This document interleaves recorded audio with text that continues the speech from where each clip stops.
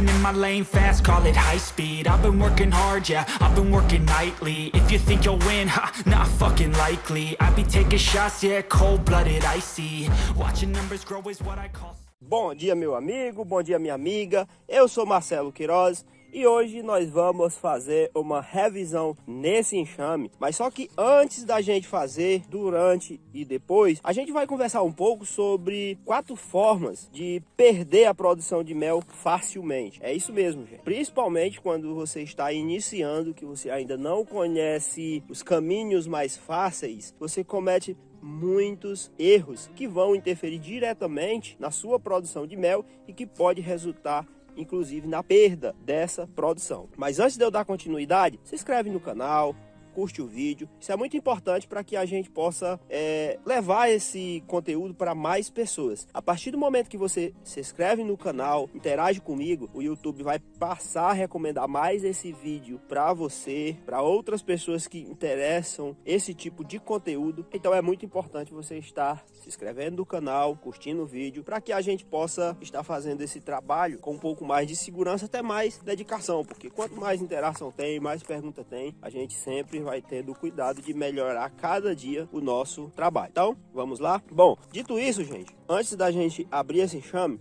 vamos conversar aqui um pouco sobre coisas que o iniciante faz, até mesmo apicultores experientes, e que pode prejudicar e fazer com que ele perca a produção de mel dele. Principalmente naqueles anos onde o inverno, período chuvoso, não é tão regular. Então vale a pena a gente estar salientando isso. Anos excepcionais, muito bom, você pode cometer à vontade que você não vai perder a sua produção. Mas em invernos, período chuvoso, não tão regulares, se você cometer algum erro, é certeza que você vai ter algum problema com a sua produção se você não tiver alguns cuidados, se você não prestar atenção em algumas coisas a partir do momento que período de produção começa, ou os manejos, ou até mesmo as suas decisões no manejo ao longo do ano dos apiários. Bom, e a primeira é não fazer o manejo pré-safra corretamente. E aqui, gente, é muito complicado a gente falar até mesmo de entrada e final de manejo pré-safra, porque cada região muda. E você, apicultor, você tem que saber o tempo certo de você iniciar esse manejo. O exemplo meu, na minha região, o inverno ele pode começar o período chuvoso em janeiro, pouco provável, fevereiro ou março. A partir daí já é um pouco complicado falar que vai ter inverno, mas ele pode começar em um desses 3 meses. Então observem que eu tenho uma janela muito grande. Qual é o mais certo desse inverno começar? Pode começar em janeiro? Pode, mas é pouco provável. De fevereiro para março,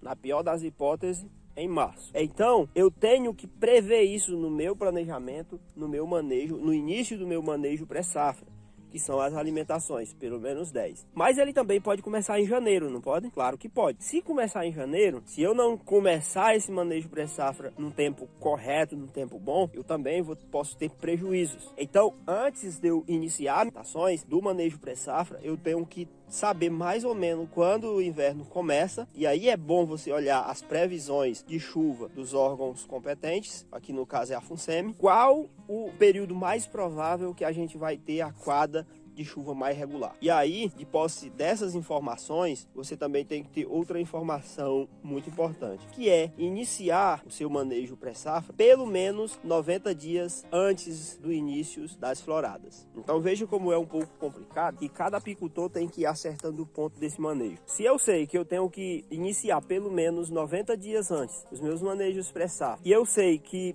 pelo menos aqui o inverno pode demorar 3 meses, né, depois que inicia o ano, para de fato começar a chover e quem sabe vir uma florada logo, então é crucial eu começar essa alimentação em dezembro do ano anterior, porque assim eu vou ter pelo menos se começar em janeiro, o inverno, durante o mês de janeiro, tempo suficiente para fazer 10 alimentações pelo menos, e aí vai dar algo em torno de 60, 70 dias, e aí sim já tem uma boa quantidade de abelha. E na pior das hipóteses, né, fazer as alimentações durante os 90 dias e exceder esse número de 10 alimentações, tá certo? Então, quando você for fazer o seu manejo pré-safra, você tem que ter muito cuidado em relação a isso.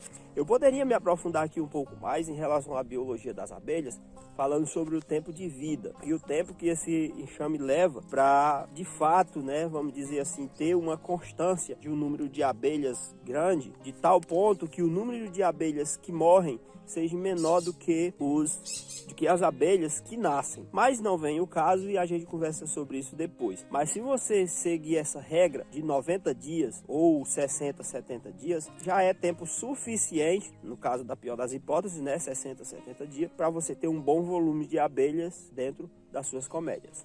Aqui, para exemplo disso, foi um ano excepcional, está começando, né, como um ano excepcional, porque as chuvas começaram no início de janeiro. Então, quando deu a primeira chuva aqui na minha região, eu já tinha feito 5 alimentações. Só que até começar a vir florada, que está começando agora, eu já inteirei praticamente 10 alimentações.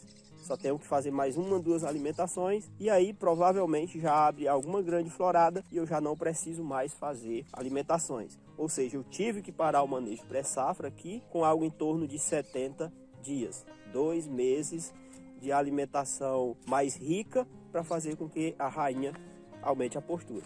Então, essa é uma observação que todo apicultor tem que fazer, tem que aprender a fazer. Eu sei que, como eu estou falando aqui de uma maneira bem mais superficial, fica até um pouco complicado para você compreender por que esses 90 dias, no mínimo 60, 70 dias, por que o manejo pré-safra, ele não é algo tão exato. Assim como eu posso fazer, né, 10 alimentações, eu posso fazer um pouco menos, como eu posso fazer bem mais do que isso, dependendo da necessidade da entrada, do início, né, desse manejo. Mas esse é assunto para a gente se aprofundar depois, em outro momento. Bom, e a segunda coisa, gente, que pode fazer com que você perca a sua produção de mel é estar dividindo todas as suas colmeias sem planejamento no início da safra. Isso mesmo. O enxame, só para você ter uma ideia, né, até nascer uma rainha e ela começar a fazer postura, vai demorar algo em torno de 30, um pouco mais, um pouco menos de dias. E aí depois que essa abelha começa a fazer postura, ainda vai demorar um pouco mais para que as crias dela comecem a nascer e a ir por campo. Pode ser o dobro ou o triplo desse tempo. E até atingir um volume de abelhas grande, também vai demorar uns 90 a uns 60 dias. Dependendo da força do enxame que você dividiu, multiplicou. E isso, gente, você tem que ter muito cuidado. Algumas divisões são muito boas e ajudam bastante o apicultor, como por exemplo, divisão em X, divisão ao meio, divisão de cheiros, porque você não enfraquece tanto as matrizes ou no final do processo você já tem 2 enxames grandes e fortes, como por exemplo, divisão ao meio e também divisão em X. E aí, se você deixa para fazer essas divisões quando já iniciou o período de safra, você corre o risco de enfraquecer muito o enxame que você está dividindo e não produzir com ele, e bem como não produzir com o enxame que você formou. Principalmente, volto a dizer, você sempre tem que ter isso em mente em anos mais fracos, em anos não tão bons. No entanto, em anos excepcionais, esses enxames produzem muito. Principalmente se você faz uma seleção genética dos melhores antes de dividir, tá ok? Mas hoje, qual a minha preferência? Eu começo a dividir os meus enxames caso eu precise, ou no final da safra, e fico acompanhando eles, para não deixar faltar alimento, que eu estou dando sempre preferência por fazer nesse período, ou do meio por fim do manejo pré-safra. Esses são os períodos que eu estou dando preferência para dividir enxames, produzir novos enxames, não importa nem tanto o método nesse caso, mas dependendo do método que você utilize, você tem que ter cuidado, porque senão você vai ficar com enxames muito pequenos no período que está tendo grandes floradas e aí você não produz mel com esses enxames. Esse é um cuidado muito importante e é um erro que muitos iniciantes cometem. Inclusive aqui nesse ponto tem uma pergunta que o pessoal me faz muito, que é: Marcelo, qual é o melhor período para dividir colmeias? E a resposta é sempre no período que está entrando muito néctar, porque tem muito zangão na natureza, se for só para responder essa pergunta. E você também pode dividir as suas colmeias ou tentar produzir rainhas até mesmo no período de escassez.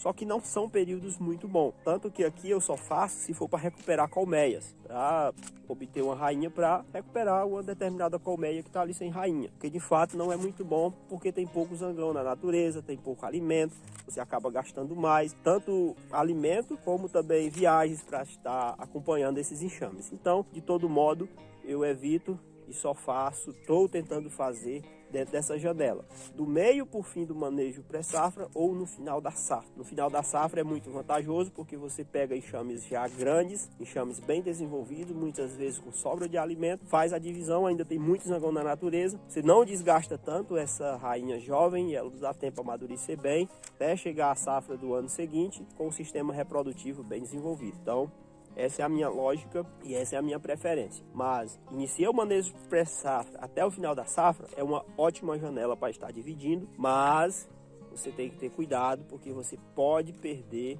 muito porque você talvez não produza. Bom, e vamos para mais outro ponto muito importante antes da gente abrir esse enxame, para depois a gente ir para o último, que no caso é não fazer controle sistemático de enxameação das colmeias. Gente, o controle de enxameação é algo assim um pouco sério e que merece um pouco de atenção do apicultor. Se você não fizer um controle da enxameação, que basicamente vai acontecer por falta de espaço, as suas abelhas pode ser que enxameiem, ou seja, vai entrar em um processo, vamos falar assim de grosso modo, de divisão, de multiplicação e vai se dividir em 2 ou em vários enxames.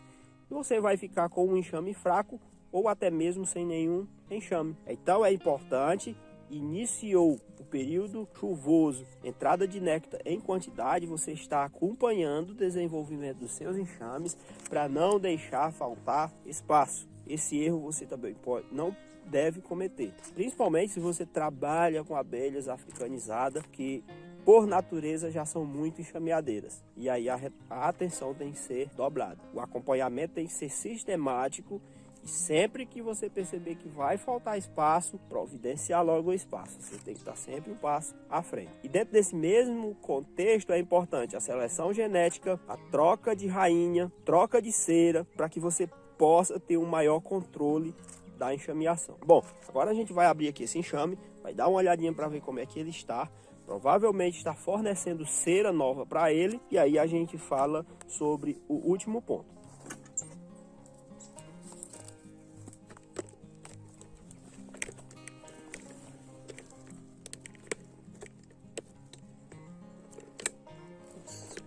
Vou focar aqui.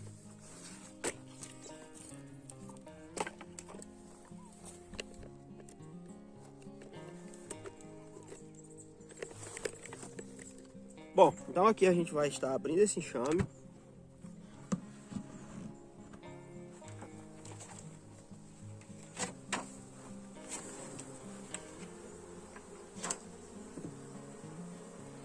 E olha só, esse enxamezinho aqui, ó, foi dividido no final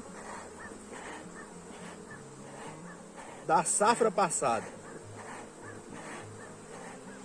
E aí é o tipo de enxamezinho que fica para trás, né, atrasado. E aí você tem que continuar fazendo os manejos dele.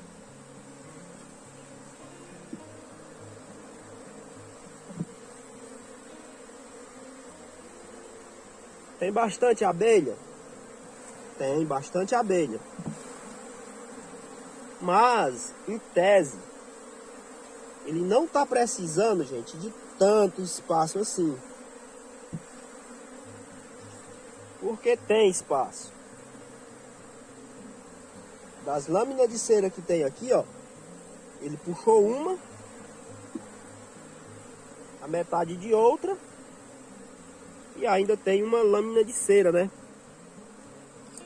Então aqui eu vou dar só mais uma lâmina de cera, porque posso não ter tempo suficiente para vir aqui logo antes que ele necessite de mais.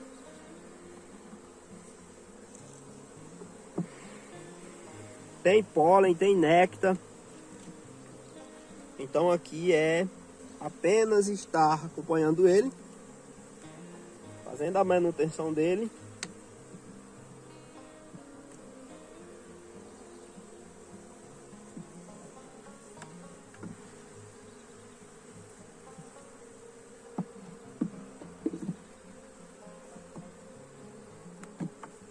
e revisão concluída. Vamos colocar mais outra lâmina, né? Porque aqui vai abrir provavelmente uma floradinha de marmeleiro agora. Então é bom não vacilar com espaço. É um enxamezinho que está um pouco populoso, mas ele tem que puxar pelo menos essas 7 lâminas aqui para a gente colocar a melgueira nele. Então aqui a gente faz pelo menos mais 2 revisões para a gente ver o que é que ele está precisando. Então vamos fechar.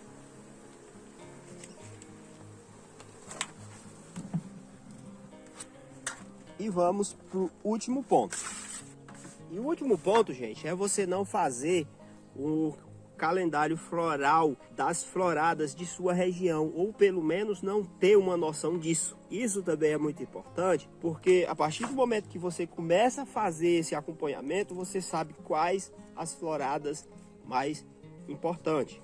Aqui na minha região nós temos 2. Se tiver marmeleiro na sua região, aqui na minha região tem, né, no caso, é uma das floradas mais importantes. A única desvantagem dela, ou vantagem para aquele que acompanha isso, é que ela é uma das primeiras. Então a tendência é que pegue muito enxame ainda em desenvolvimento, dependendo de quando esse inverno comece. Então a gente tem essa florada aqui do marmeleiro, e é uma das primeiras, é uma das mais fortes, é onde os enxames mais crescem, mais se desenvolve e mais acontece enxameação. Se o apicultor não tiver noção disso, ele pode até mesmo perder essa florada, por conta que os enxames possam estar muito pequenos e não estocar mel. E a outra é mais por final, que é daquele mato mais rasteira, como o do mata-pasto e outras plantas que só vão começar a colocar flores mais por final do período chuvoso.